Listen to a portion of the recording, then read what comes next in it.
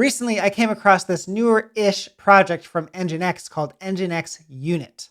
Nginx Unit is a universal web app server, whatever that means. Basically, it is a thing that listens for HTTP requests. It can do port 80 or port 443, right, for TLS requests. And it takes that request and sends it directly to your code base directly. It does some work to talk to specific languages. Some, like PHP, require a little bit of extra work, but for the most part, it just sends requests off to it. So what does that mean? What is this good for? Well, it kind of sort of replaces Nginx in some cases, or a lot of cases. And it can also do some application specific things. But the main advantage that Nginx sees, at least, is that it knows the specifics of each language that it supports, so it can send requests off to it directly. In our case for PHP, that actually means removing the requirement of PHP-FPM, right? So we actually get rid of this whole layer of stuff. Typically, we would have Nginx, PHP-FPM, and then our code base. But here we can just have, well, potentially just Nginx Unit and our code base, but also maybe Nginx and then Unit and then our code base. So it supports Go and Java and Node and PHP, all the good stuff we see here. There's a little bit of a hitch of PHP in that Nginx Unit makes some assumptions in how it talks to PHP, and it assumes the system set version of PHP that comes with your Linux system is the one you're going to use. But typically, if we actually install it with a PPA, a repository, ondrej/PHP, that's very common to use for an Ubuntu server, like what you get on Laravel Forge. Now, Nginx Unit won't work with that out of the box without a little bit of extra work. So we're going to see how to do that. Now, I'll go over a few more details about this as well, some advantages, some disadvantages, and all that good stuff. So let's go ahead and see what this looks like. The first thing we're going to do is install PHP like normal, like I would always do on an Ubuntu server. We'll see I'm on an Ubuntu server, 2204, which is the latest LTS, which is what I typically use. And the first thing we're going to do is install PHP like I always do. And I use this PPA, this repository, ondrej/PHP. There's a person who maintains these repositories, and they do a great job. And it's basically what all of Ubuntu typically uses for installing PHP, because you can install multiple PHP versions alongside of each other and all sorts of good stuff. So I'm just adding app repository. I'm adding this repository here so we can install PHP from these ondrej repositories. And then once this is done, we can just go ahead and apt-get install all the good stuff we typically would. Okay, so this is a very standard list of things to apt-get install for PHP with one or two tweaks. One, there's no PHP-FPM here because we don't need it with Nginx Unit, which is great. Two, we need to install the dev version of PHP 8.2 because we need some header files, which is some C language stuff, but is related to being able to compile PHP in certain ways. And we're not going to recompile PHP here, but we are going to build the PHP modules that Nginx Unit uses in a little bit. So we need the PHP dev version here. And then we need PHP 8.2 embed. The embed module is a SAPI, which is a way to run PHP, right? There's PHP-FPM, there's CLI, there's like an Apache SAPI if the Apache is being used instead of Nginx and PHP-FPM. And embed is another one. So Nginx Unit is going to use this embed SAPI, this way to run PHP. And that's how it's going to spin up processes to run our applications. And then the rest of this is completely standard stuff you'd probably install with any other installation. It's almost exactly like what you would see on a Laravel Forge server installing PHP for you. Okay, all that good stuff is installed. I can run php-v and get the fact that I have installed PHP 8.2. The next thing I'll do is install Composer, so we can just add a Laravel project or whatever we're going to do here. And now we are all set to install Nginx Unit. Okay, over here in the installation instructions for Unit, we're going to head down to Ubuntu because that's what we are running. 2204 is what I'm using here, right? It's the latest LTS of Ubuntu before 24.04 comes out next year or whenever. And it's just a bunch of instructions to follow. No big deal at all. So we can just copy and paste this mostly. I'm going to copy and paste this block. I'll copy and paste this block. And then I'll do apt-get update and I'll do apt-get install unit. And I'm not doing any of this stuff. This is like install PHP and the Python support and all that good stuff. They all get installed separately. I don't need to do that in our case. We'll see. We have a special case for getting unit PHP working in our case.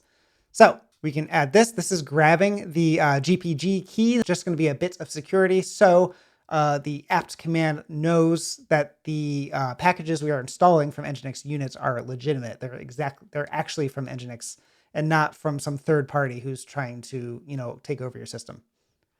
So we'll add those GPG keys.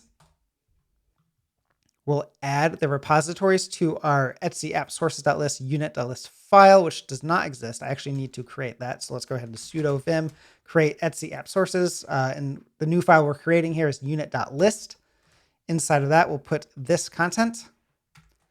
This is telling the system where to get the packages for Nginx Unit. And then we can run apt-get update with sudo, in my case.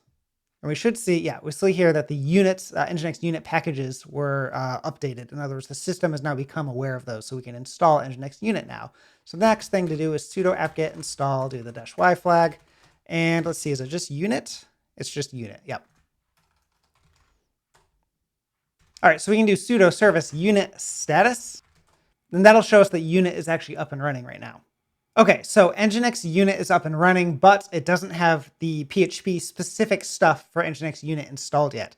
Normally we would do apt-get install -y, I think it was unit PHP, but like I said, we actually have to compile manually.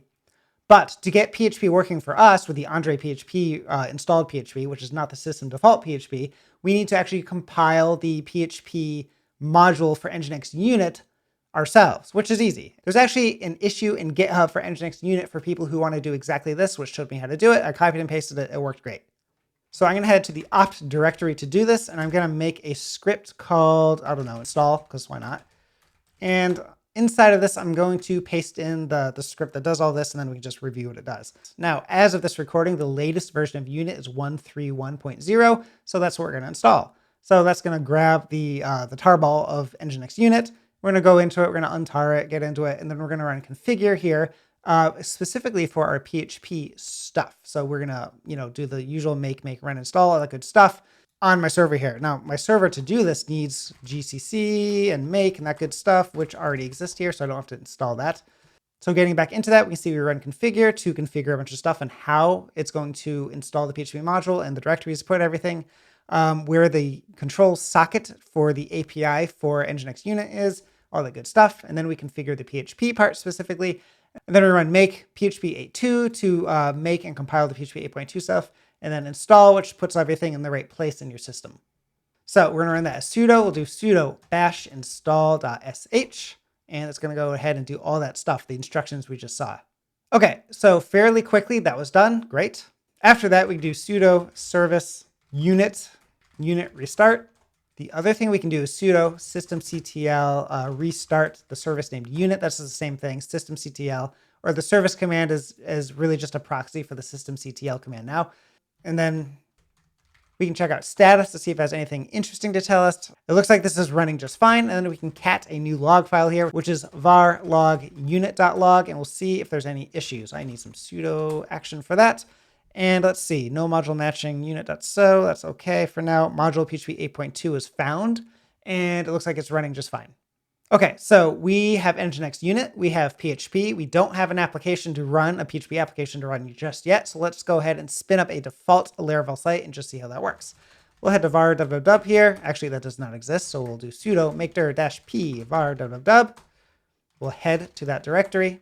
We're going to do sudo composer create project Laravel/Laravel. We're going to put this in a new directory inside of our www called HTML, which is a very typical directory for this type of stuff, unless you're running under a specific user, which actually happens in Forge, but that's a whole nother case. Okay, so we're going to let composer run as super user, which it really doesn't like, but that's okay. And I have to fix my typo. Okay, so Laravel exists here. The next thing I need to do is sudo chown-r. So we're going to change ownership of the directories of our Laravel application to this user named unit.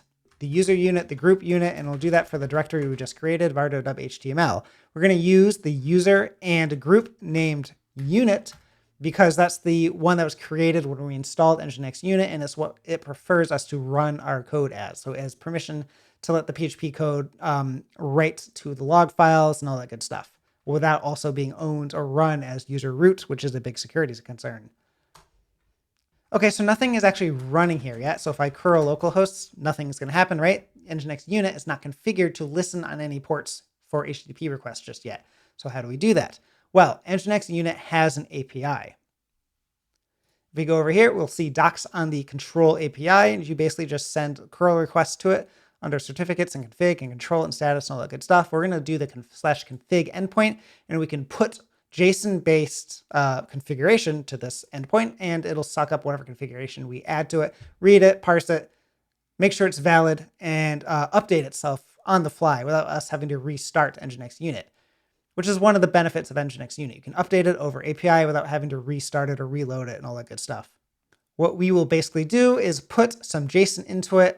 It runs locally on a Unix socket. So instead of sending requests to localhost, it is using a control socket. It's just a socket file. It's just like a network, like sending to 127.0.0.1. But instead of sending data over a network, like a network socket, right, an IP address and port, we're sending it to a local socket file on the server because Nginx Unit is being run locally and it's spun up a socket file for a location for it to accept data. So typical Linux stuff.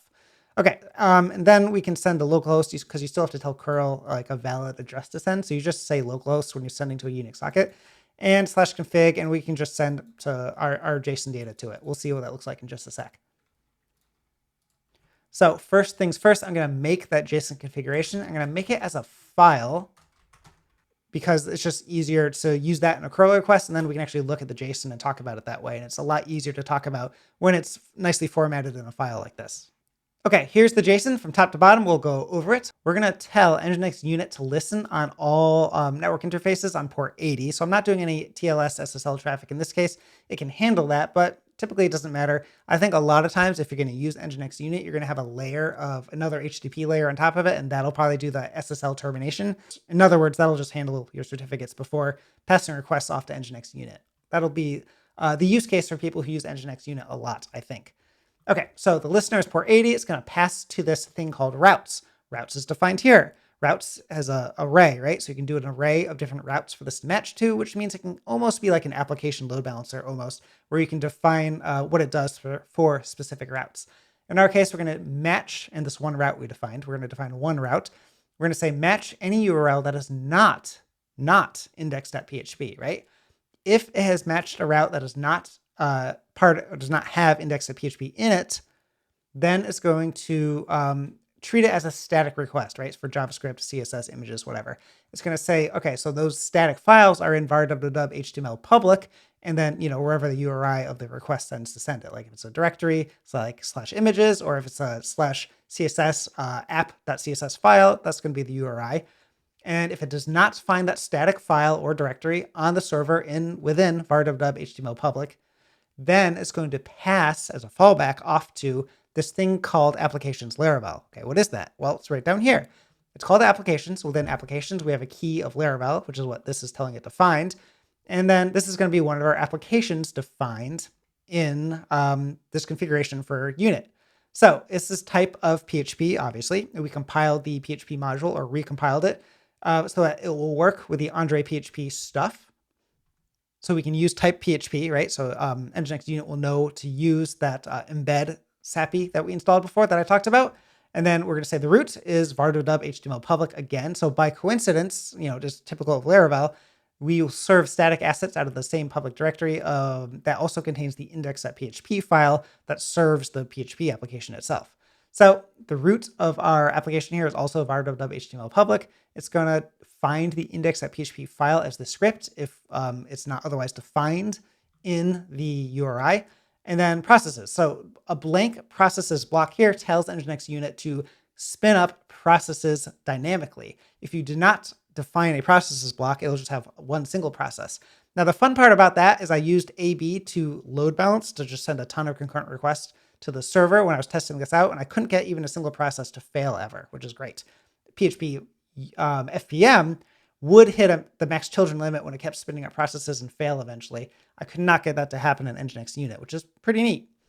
Process here, even when I told it to dynamically spin up processes, I only saw 1 or 2 processes get spun up anyway. So it must be very efficient in how it's doing that. And of course, my test wasn't under real load with a database and all the good stuff. It was just the default homepage of Laravel, not doing any network requests to Redis or your database or anything else.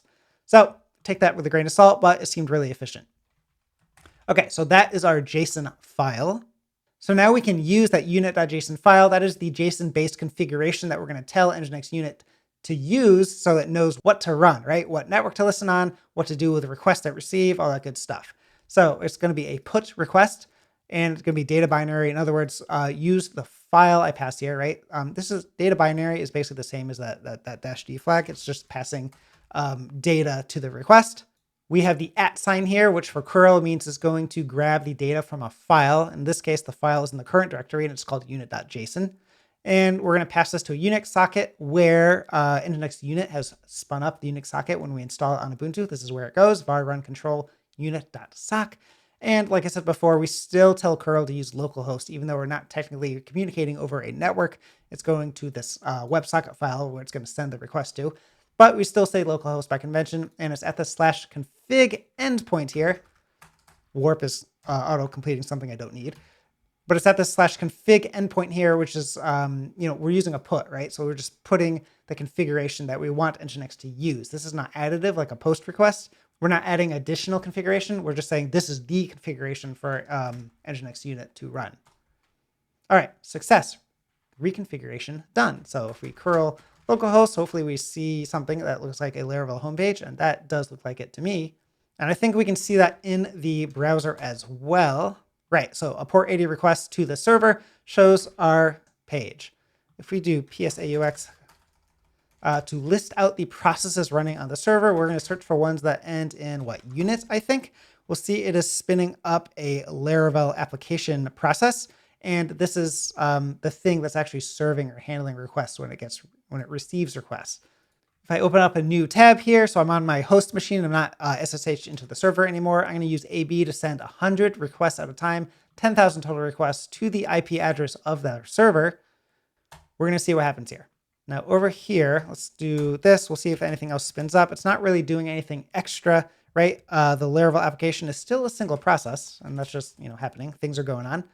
While this is sending requests. So it's completed 1,000 requests, 2,000 requests, all that good stuff. If we do htop, we'll see if our server is chugging along.